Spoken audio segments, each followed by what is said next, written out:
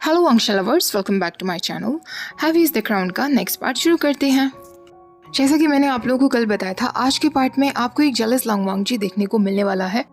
तो स्टोरी को पूरा एंड तक सुनना, क्योंकि आज का पार्ट हद से ज़्यादा हॉट है। क्योंकि आज वांगजी को जलन होने लगेगी लैन चिचैन से, क्योंकि लैन चिचैन और वयिंग का नज़दीक आना उसे बिल्कुल पसंद नहीं आएगा। इस वजह से वो वयिंग को कुछ ऐसे शब्द भी कह देगा जो उसे नहीं कहने चाहिए। ऑल्सो गाइज, मैं आप लोगों के कमेंट्स की रिप्लाई नहीं कर पाती हूँ, लेकिन प्लीज़ आप लोग कमेंट करना मत छोड़ना। आई नो आप लोगों में से कुछ लोग सोचते होंगे कि यार ये कमेंट का रिप्लाई तो देती नहीं है, फिर हम क्यों कमेंट करें। लेकिन रिप्लाई मैं इसलिए नहीं दे पाती क्योंकि आपको पता है कि इस वक्त कितना कुछ चल रहा है मेरे साथ में। पुराना चैनल मेरा डिलीट हो गया, जिस वजह से मुझे बैकअप चैनल बनाना पड़ा। BL ड्रामास के लिए एक और चैनल बनाया। आज सुबह भी मैंने बैकअप वाले चैनल पे काफ़ी सारी वीडियोस अपलोड की हैं। तो अभी ये सब कुछ स्टेबल हो जाए ना, तो मैं पक्का आप लोगों के कमेंट्स का रिप्लाई दूंगी। बहुत लोगों ने कमेंट में Q&A वीडियो के लिए भी कहा था, तो मैं Q&A वीडियो भी करूंगी, बस मुझे थोड़ा सा टाइम चाहिए अभी।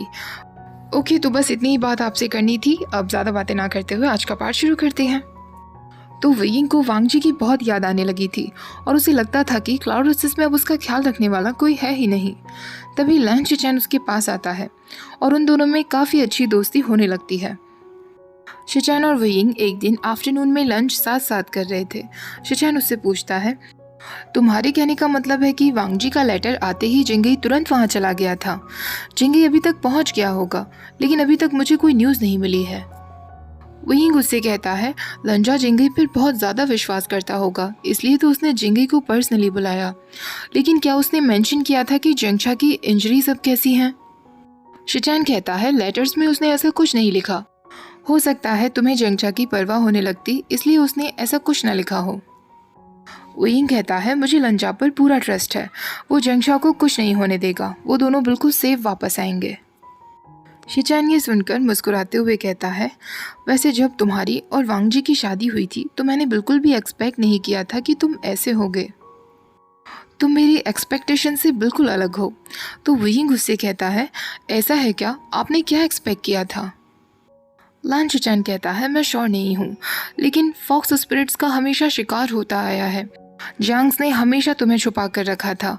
वो तो वेंस के हमले के बाद तुम खुद बाहर आ गए थे, वरना हमें कभी पता नहीं चलता कि जांग्स ने एक फॉक्स स्पिरिट को छुपा कर रखा हुआ है।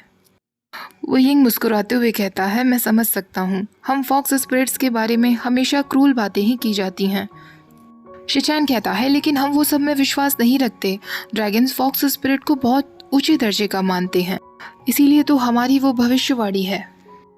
वयिंग कहता है, मुझे खुशी है कि आप हम फॉक्स स्पिरिट के बारे में ऐसा नहीं सोचते।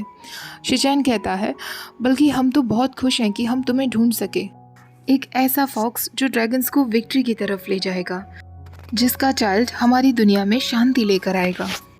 वयिंग भी अपने मन में वांगजी को ध्यान में रखते हुए कहता है, मुझे भी खुशी है कि ड्रैगन्स ने मुझे ढूंढा।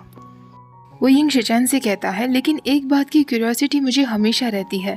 क्या इसके पीछे कोई रीज़न है जो मेरी शादी लंजा से हुई, लेकिन आपसे नहीं? क्योंकि आप क्राउन प्रिंस हैं ना, लंजा से बड़े आप हैं।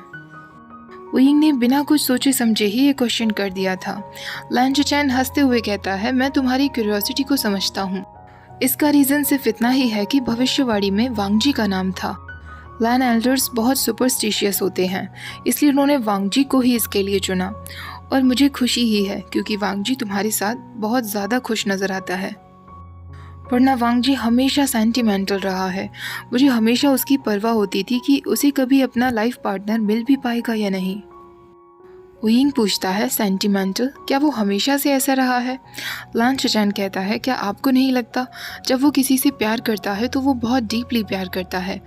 पहले वो हमारी माँ से इतना प्यार करता था और अब वो तुम्हारे लिए इतना पॉजेसिव है। इतनी बड़ी वार को वो तुम्हारे लिए छोड़ने के लिए तैयार था। वयिंग नर्वसली हंसते हुए कहता है, वो तो उसने ऐसे ही कह दिया होगा। वो मेरे लिए वार नहीं छोड़ता। शिचैन कहता है, वो ज़रूर छोड़ देता, इसीलिए मैं पूरी कोशिश कर रहा हूँ कि तुम्हारा ख्याल रख सकूँ, वरना जब वो वापस आएगा और तुम्हें ऐसे स्टेट में देखेगा तो वो कभी तुम्हें छोड़कर नहीं जाना चाहेगा। वयिंग फिर मुस्कुराते हुए कहता है, मुझे उसकी बहुत याद आ रही है। शिचैन कहता है, मुझे पता है वो जल्दी ही वापस आ जाएगा तुम्हारे लिए। अब 2 हफ्ते और ऐसे ही बीत गए थे। वो यिंग अक्सर शिचैन से मिलने के लिए आ जाया करता था, क्योंकि पूरे क्लाउड रिसेस में बस एक शिचैन ही था जिस पर वो पूरी तरीके से ट्रस्ट करता था। इन 2 हफ्तों में वांगजी ने अपनी कोई न्यूज़ नहीं भेजी थी, इसलिए अभी कुछ नहीं पता था कि वो कब तक वापस आएगा। अब आफ्टरनून के वक्त वयिंग और शिचैन साथ में बैठकर चाय पी रहे थे। वयिंग अपने हाथ में एक बिस्किट लेता है, लैंड कोड से आया हुआ स्क्रॉल पढ़ता है जिसमें आसपास के विलेजर्स के काफ़ी सारे केसेस मेंशन थे। वयिंग बिस्किट खाते हुए कहता है शिचैन का, इतने सारे केसेस आप कैसे सॉल्व कर लेते हैं? अचानक से एक बिस्किट उसके मुंह से गिर जाता है। शिचैन तुरंत अपना हाथ वयिंग के मुंह पर ले जाता है और उसे साफ करते हुए कहता है, आइंग, खाते वक्त बातें मत किया करो। वयिंग मुस्कुराते हुए कहता है, सॉरी शिचैन का। तभी वहाँ कदमों की आहट होती है और वांगजी वहाँ आ जाता है। वो जोर से वयिंग का नाम लेता है और शिचैन के उस हाथ को झटके से पीछे कर देता है जिससे वो वयिंग का माउथ क्लीन कर रहा था। वयिंग को तो जैसे अपनी आंखों पर विश्वास नहीं हो रहा था। उसका हस्बैंड सामने खड़ा था, उसकी बॉडी पर पसीना था, आंखें गुस्से से लाल थीं और हाथ पर जगह जगह घाव बने हुए थे, जैसे वो अभी के अभी बैटल से तुरंत यहाँ आ गया हो। शिचैन ऑकवर्डली अपना हाथ हटाते हुए कहता है, वांगजी, तुम कब वापस आए? तभी एक सर्वेंट आकर कहता है, क्राउन प्रिंस, हमें माफ़ कर दीजिए, हमें आपको इन्फॉर्म करने का टाइम नहीं मिला। सेकंड प्रिंस जैसे ही क्लाउड रिसेस में आए वो तुरंत यहाँ आ गए। वांगजी गुस्से में कहता है, ब्रदर, ये सब का क्या मतलब है? क्या आपको नहीं पता कि किसी और के वाइफ के सामने किस तरह बिहेव किया जाता है? शिचैन नर्वसली कहता है, वांगजी, तुम्हें ज़रूर कोई गलत फहमी हुई है, लेकिन पहले मुझे ये बताओ कि क्या कोई रीज़न है जिस वजह से तुम वार से जल्दी वापस आ गए हो? वांगजी फिर गुस्से में कहता है, मैंने जिंगे के लिए कोई लेटर नहीं लिखा था, वो लेटर किसी और ने भेजा था। जैसे ही जिंगे हमारे कैंप में पहुंचा तभी मैं वहां से आ गया था। किसी ने जानबूझकर जिंगे को वयिंग से अलग करने की कोशिश की थी। अपने भाई की वाइफ के साथ समय बिताने से अच्छा है कि आप इस बात की इन्वेस्टिगेशन करें कि ये सब किसने किया होगा। यहाँ ज़रूर वैन क्लैन के भेजे गए जासूस होंगे। वयिंग वांगजी से कहता है, इसका मतलब वो तुम नहीं थे जिसने जिंगे को बुलाया? तो जिंगे कहाँ हैं? और जिंगचा, क्या वो दोनों सेफ हैं? वांगजी उसका हाथ जोर से पकड़ता है और उसे अपनी तरफ खींचता है। वो उसके क्वेश्चन का कोई रिप्लाई नहीं देता और तुरंत उसे वहाँ से ले जाने लगता है। वयिंग कहता है, लंजा, तुम मुझे कहाँ ले जा रहे हो? पहले तुम्हें शिचैन गा के सामने उस लेटर से रिलेटेड बातें करनी चाहिए। जैसा तुमने समझा वैसा कुछ भी नहीं है। हमें पहले उन जासूसों का पता लगाना चाहिए। लेकिन वांगजी उसे और टाइटली पकड़ लेता है और खींचते हुए अपने रूम में लेकर आ जाता है।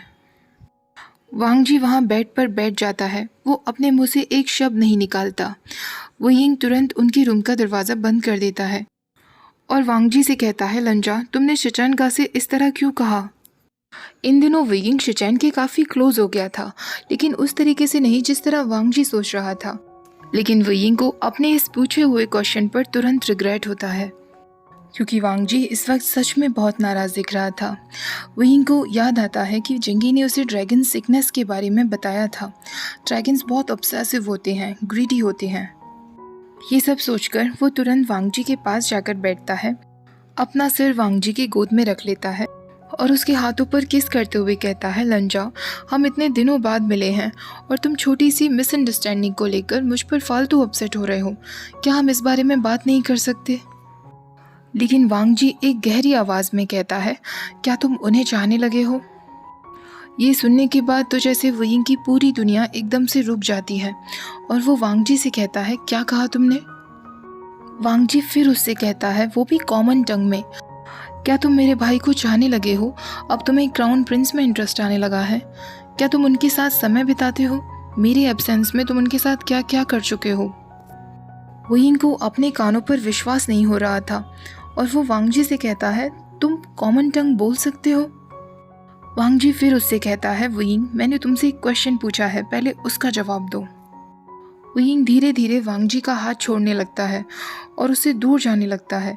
वो उससे कहता है, मुझे विश्वास नहीं हो रहा लंजा, जब से मैं यहाँ आया हूँ डे 1 से तुम मुझसे बातें कर सकते थे, पर तुमने मुझसे एक शब्द नहीं कहा, बल्कि ये दिखाने की कोशिश की कि तुम मेरी बातें भी नहीं समझ रहे हो।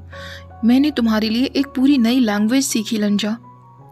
वांग जी जब देखता है कि वुयिंग उससे दूर जाने लगता है तो वांग जी फिर उसका हाथ पकड़ के उसे अपनी तरफ खींचता है और उसे अपनी गोद में बिठा लेता है। वो उससे कहता है, वुयिंग, मेरे अपने कुछ रीजंस थे। वुयिंग अब उससे ऊंची आवाज़ में कहता है, क्या रीजंस थे वांग जी? और तुम मुझसे ऐसे क्वेश्चंस के आंसर मांग रहे हो जो बिल्कुल फिजूल के हैं। तुम्हारी इतनी हिम्मत कि तुमने मुझे अपने ब्रदर के साथ जोड़ने की कोशिश की। क्या तुम्हें पता भी है तुम्हारे बिना मैं यहाँ कितनी बुरी तरह तड़प रहा था? ये सब कहते वक्त वुयिंग बार बार वांग जी से अपना हाथ छुड़ाने की कोशिश कर रहा था, लेकिन वांग जी ने बहुत टाइटली उसे पकड़ा हुआ था। वुयिंग की रिस्ट रेड भी होने लगी थी।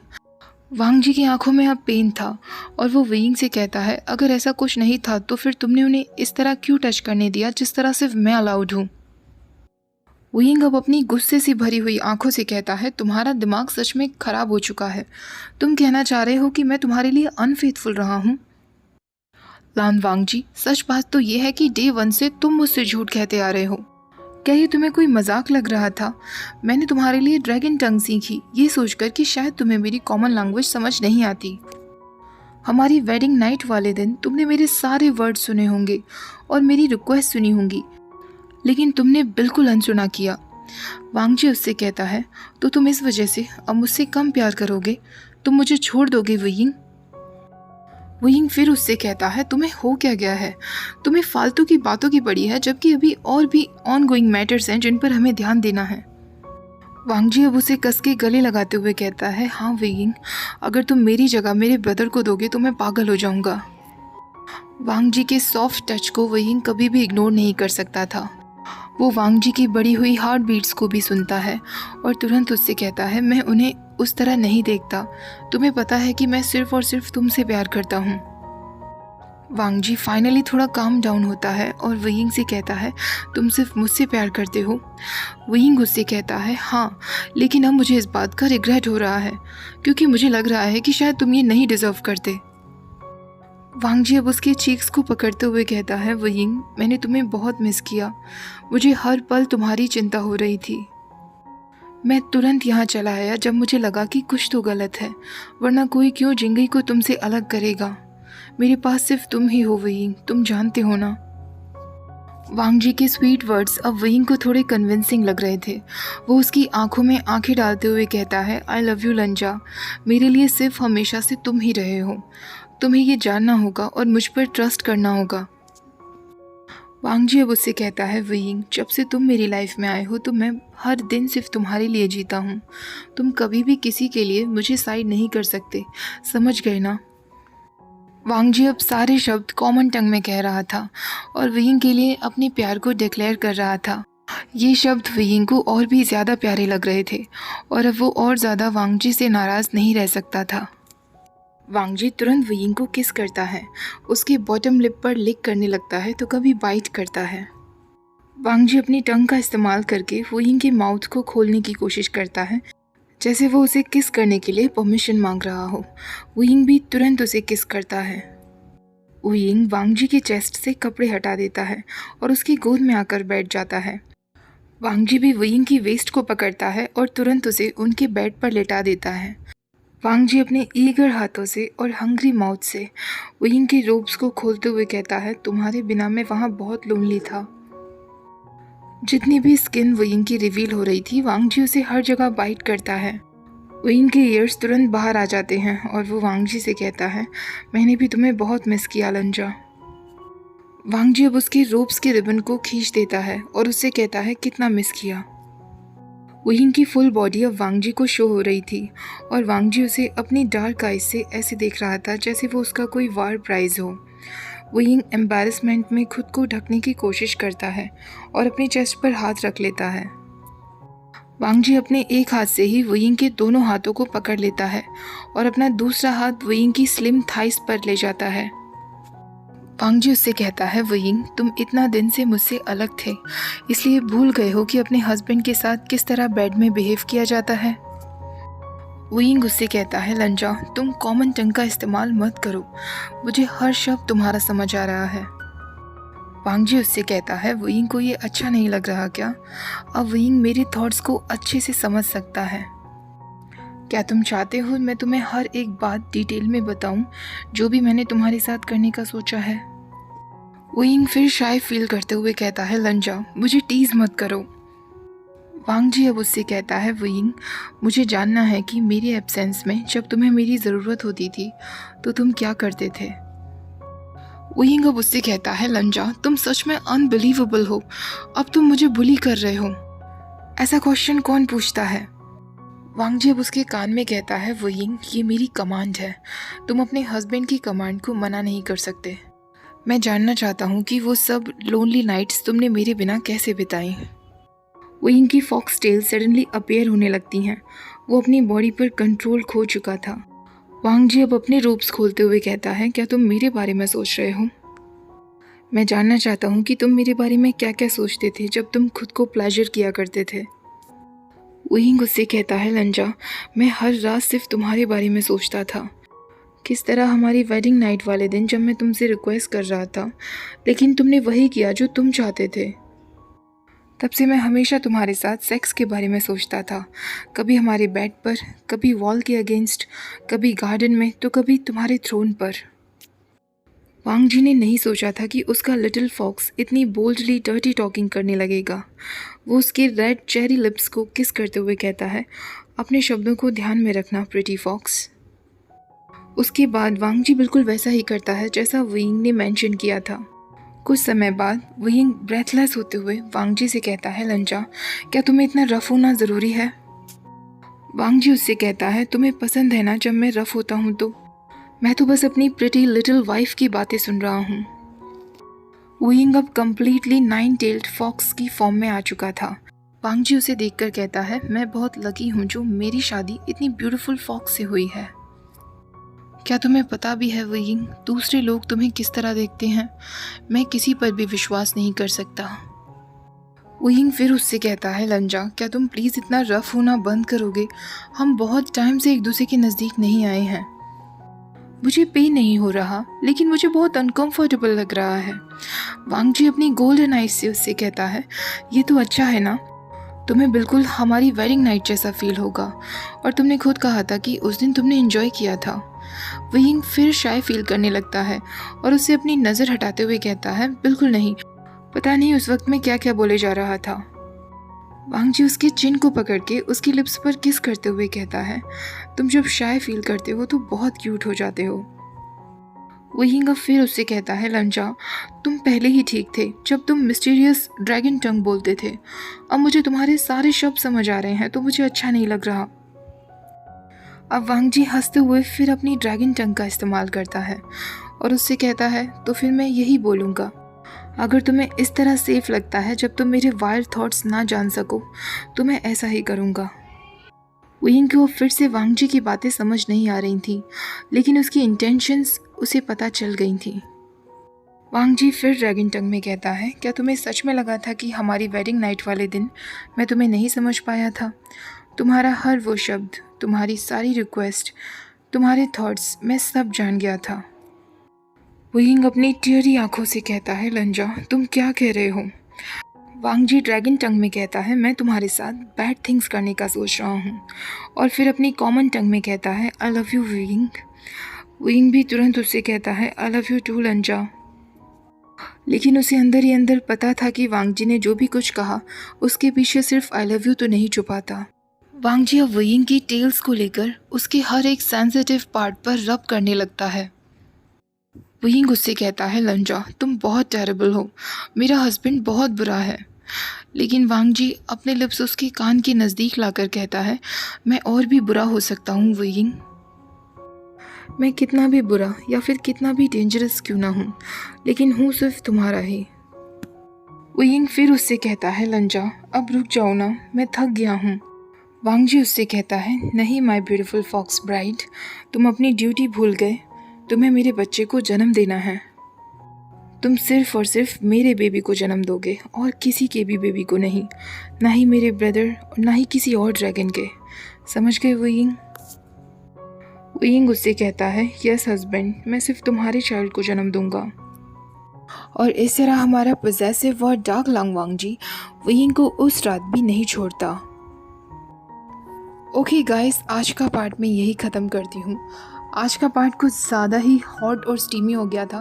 मुझे एक्सप्लेन करते वक्त ही इतना ज़्यादा शाय फील हो रहा था, पता नहीं आपको सुनते वक्त कितना हो रहा होगा। अभी हम चैप्टर 4 पर हैं, उसके बाद इस फैनफिक के 2 चैप्टर्स और रह जाएंगे, फिर ये भी कंप्लीट हो जाएगा। उसके बाद मैं अरेंज मैरिज वाला पहले करूँ या मॉडर्न फंक्शन वाला पहले करूँ, कमेंट्स में मुझे बता देना। जैसे कि मैं पहले से पूरा रीड करके रखूँगी और थोड़ी बहुत स्क्रिप्ट बना लूँगी, ठीक है। तो आई होप आज का पार्ट भी आपको पसंद आया होगा। वीडियो पसंद आई हो तो आपको क्या करना है, प्लीज़ वीडियो को लाइक, शेयर और चैनल को सब्सक्राइब करना मत भूलिएगा। Thank you for watching, bye bye.